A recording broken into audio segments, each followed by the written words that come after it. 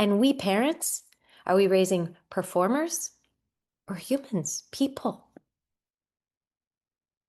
We need to look at our part in this too, because families have their own grading system, right? We may never say it directly, but our children, they become super skilled at noticing what earns approval. I know I did this in my own family, and I know my kids have done this in our family. Achievement may earn excitement. Agreement may earn closeness. Independence may earn admiration. Following our advice, what the family stands for, what we value, that might earn some relief and some love and belonging. But at what price? I don't know. Choosing the path we understand may earn us some support, right? The path we understand versus the path that is true for us. But here's the question. What happens when they struggle? What happens when they disappoint us? What happens when they change direction, when they question, when they're not sure, when they discover something different than they ever knew, when they misstep?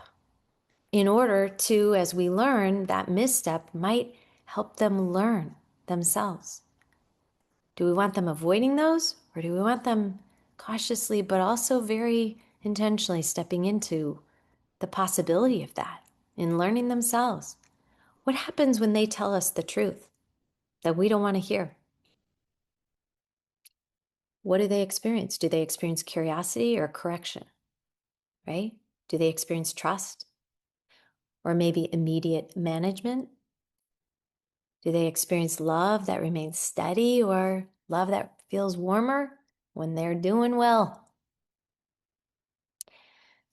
Here's the thing about most parents. I don't think we're trying to create pressure.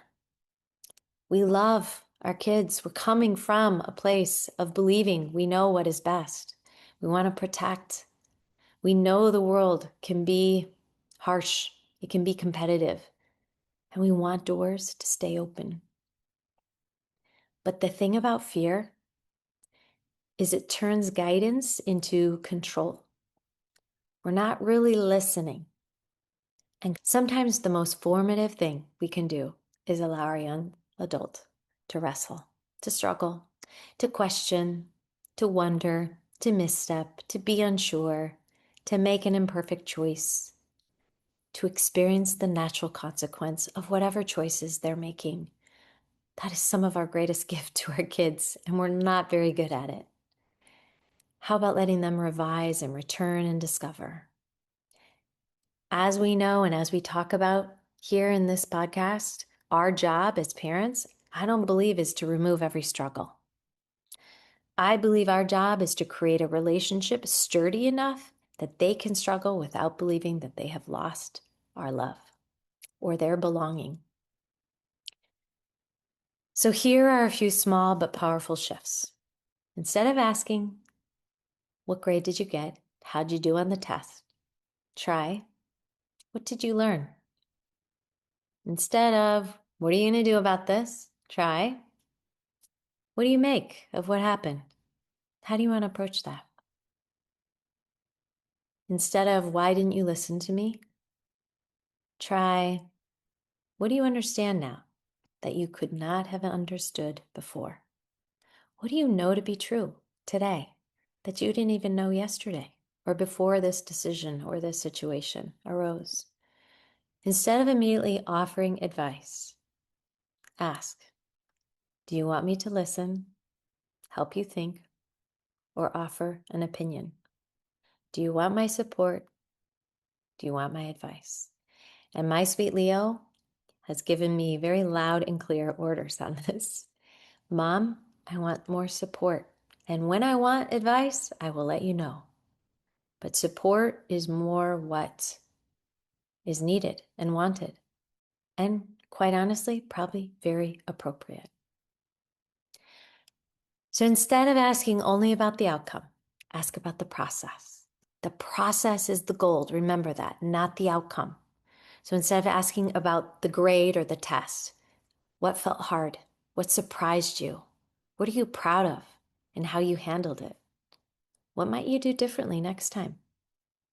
And maybe the most important thing we can communicate is this: I delight in you, not just in what you achieve, right? I believe in your ability to learn. I delight in seeing you work hard. You do not have to perform your way into belonging here in this family. You belong always, forever. And that does not mean we abandon standards. Doesn't mean every decision is wise, and it doesn't mean consequences disappear. But this is where love and truth belong together. We can say, I do not agree with this choice, and I still believe in you.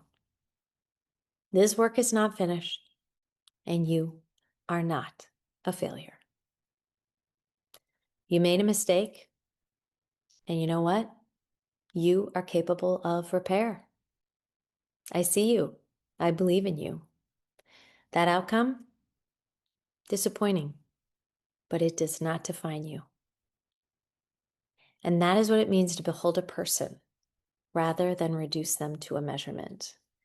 And every one of us wants to be held as a person, not as a measurement.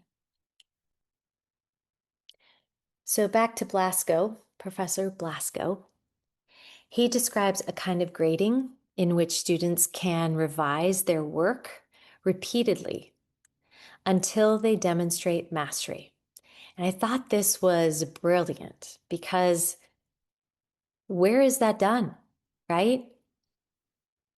So the learning is happening throughout the process, throughout the revisions, throughout the not knowing, the frustrations, right? The learning, if it continues and you keep them in that process, the honing, mastery follows. I love that because revision is such a human model of growth. We try, we receive feedback, we return, we clarify, we strengthen, we notice what we missed, we try again. And we all know that is not failure. That is formation. And yet so many young adults have learned to experience not knowing, struggling, or revising as a problem and as evidence that something is wrong with them. And I think that's really misguided. I think it's so unfortunate. The belief that they should already know, they should already be confident, they should already have the plan, they should already be successful. Learning rarely looks like a straight line.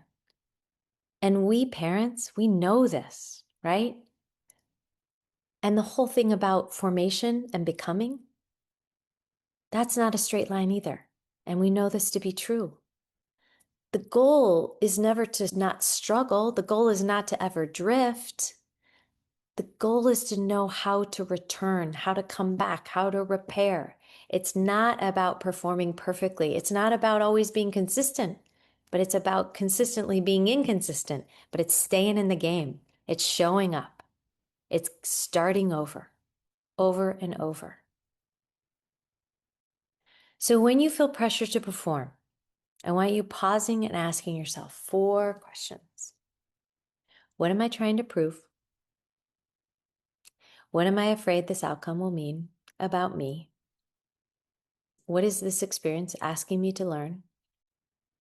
And who do I want to be in the way I move through it? Those questions bring you back from the performance metric into more formation. They move you from how do I make this look good to how do I meet this honestly, authentically. They move you from how do I control the outcome to how do I lead myself through this process. So here's an offering for you parents. When you feel the urge to step in, to fix, to advise, to manage, just pause and ask, is my child in danger or am I uncomfortable? Does this moment require my wisdom or their wrestling? Am I helping them build self-trust or asking them to borrow mine? And what would it look like to stay connected without taking over, but walking alongside, being present, but not doing, not fixing, not paving the way? There's connective tissue there. And we know that sometimes our kids, they need our guidance. Sometimes they need a boundary. Sometimes they need us to act. But sometimes they need a little more room to find themselves. And real learning doesn't always produce an immediate reward. And that's so important for us to remember. It's not going to show up likely on a transcript, and it may not belong in a resume. It could look like learning how to apologize, how to repair, how to tolerate disappointment, how to say no, how to ask for help.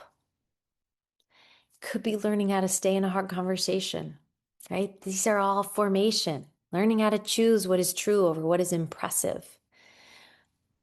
Belonging versus fitting in. Learning how to hear your own voice beneath the noise. And those, my friends, are not soft skills. Those are life skills. And they are the capacities that help us, help our people, our young people flourish. And they cannot be automated. So the great question, I think, of the age of AI may not be whether machines can produce increasingly human-like work, because I think they can. It may be whether human beings will continue choosing the experiences that make us more human. And that comes through conversation, it comes through revision, it comes through attention, reflection, embodiment, disagreement, responsibility, wonder, relationship. It comes through the courage to articulate what we believe. It comes through the humility to change our minds. We all want to get better at that, right? It comes from the ability to sit with a question before demanding an answer, but being willing to wrestle with that. The willingness to do something slowly enough that it changes us. Imagine what a gift that is. So maybe the invitation is not simply to make education harder to gain, but maybe the invitation is to make it more worth participating in, attending classes, having the conversations, removing the computers and the devices, and just being real. Maybe the invitation is to make it more worth participating in. And the invitation for parents is not to produce young adults who never struggle. That has never been our work. It is not our responsibility. Our responsibility is to produce young adults who can struggle, who can move through struggle, because struggle is part of the package. We want to raise young adults who know how to meet struggle, right? Maybe the invitation for young adults is not to become more impressive. Maybe it's to become more real, because life is not a transcript and a person is not a resume.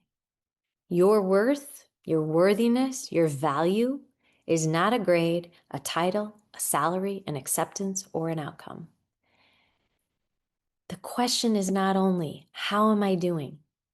It is, who am I becoming while I'm doing what I'm doing? What am I learning? What is this forming in me? And am I living a life that is truly mine? Less performance, more formation. And that, I believe, is the education that our young people deserve and I think deeply long for. And perhaps I think it's the education we all need. So thank you, Professor Blasco, for opening my eyes, my heart, my being to this very question, and to put into words what I see in my work with my young adults and parents out there, and how important I believe the formation of all of us is paramount. So take some time. Consider what this brings up for you and your people. And show up, engage, do it a little differently. Ask questions, wonder, step by step. Ask if support or advice is wanted. Just take the necessary steps to just start doing this a little differently and see where you land. And know that we're all doing this work and we're all walking alongside each other. So it is an honor, a privilege, and an absolute joy. And I will see you all next week. Cheers.